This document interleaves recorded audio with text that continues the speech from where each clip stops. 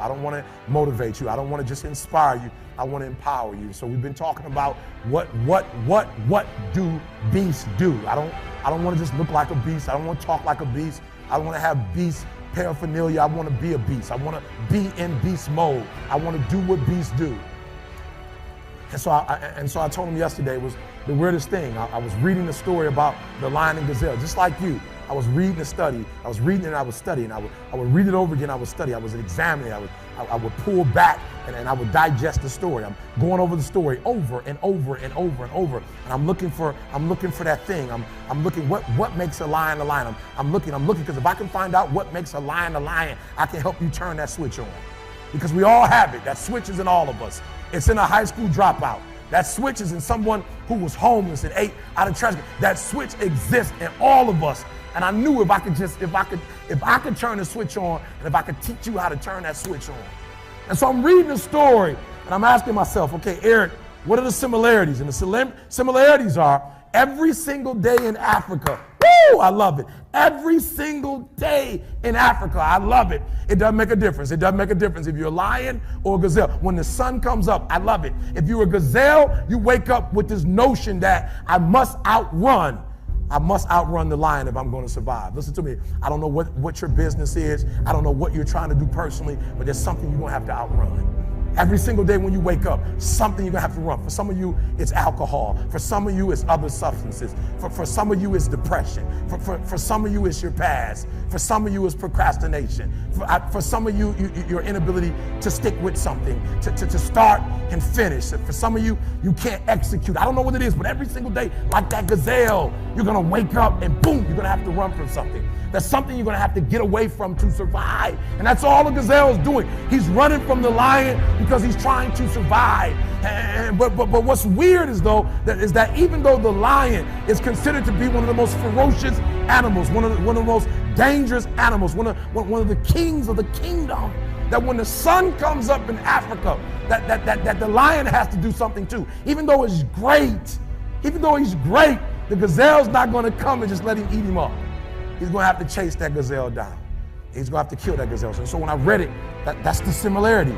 That if it doesn't make a difference if you're a gazelle, it doesn't make a difference if you're a lion. If you're at the top of the game, you still got to work. If you're at the top of your game, you still have to grow. If you're at the top of your game, what I know about you, if you're at the top of your game, there's still room for improvement. You can still get bigger. You can still get better. You can still be bolder. If you are still alive, there's still room for growth. There's still room to grow and be better. And so it says it doesn't make a difference in the safari.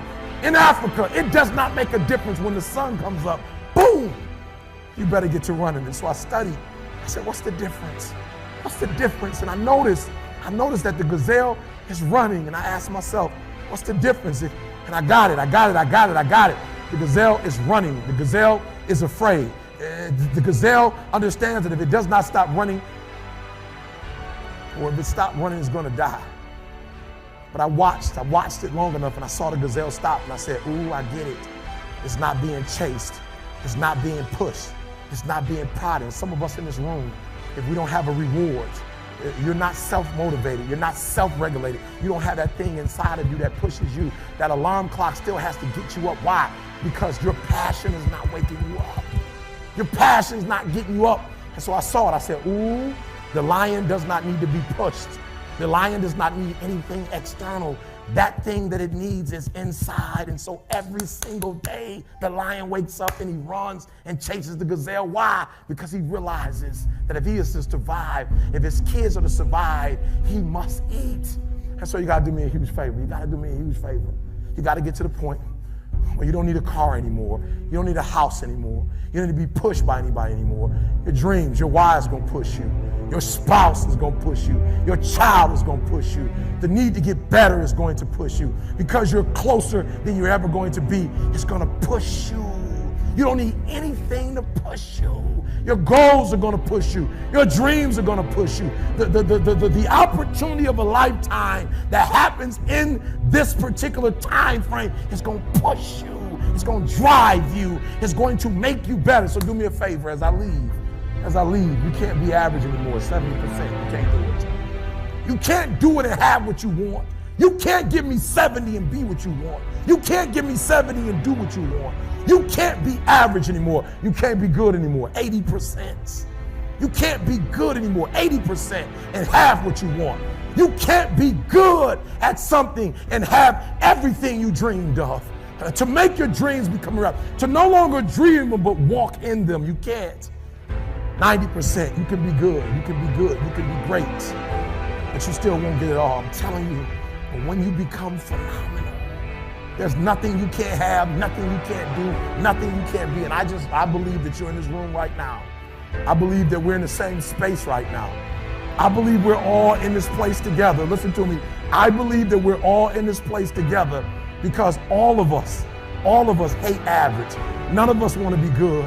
And for those of us who reach greatness, we have a desire to push past greatness and see what phenomenal looks like. So I need everybody in the room, when you think about your goal and you think about your dream, I need you to understand, as I said to my wife in that hospital room, I can, I will, I must. I need everybody to say it with me. I can, I will, I must. Come on. I can, I will, I must. Again, I can, I will, I must. Now for those of you, you want it all. Every single dream, every single goal. As I said, for those of you who really want it, you're going to say it and you're going to stand and you're going to say it like you mean it.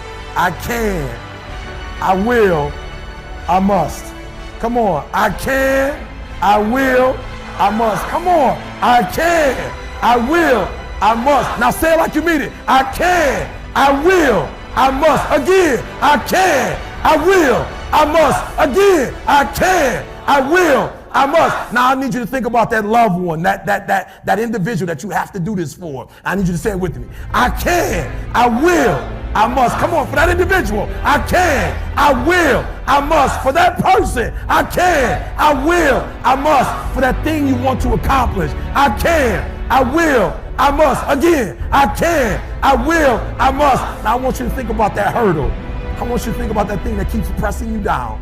I want you to think about that mountain that's hard to climb. I want you to think about that thing that you just can't seem to get over. And we're going to get over it today. We're going to get over it.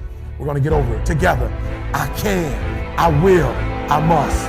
We're going to add to it. I can get over it. I will get over it. I must get over it. Ready? I can get over it. I will get over it. I must. Come on, come on. I can get over it. I will get over it. I must get over it.